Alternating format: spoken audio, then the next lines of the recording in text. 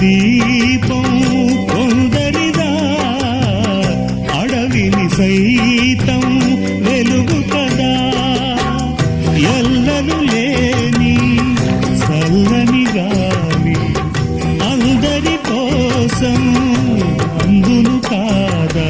ప్రతి మదిని లేపే ప్రభాతరాగం పదే పదే చూపే ప్రధాన మార్గం.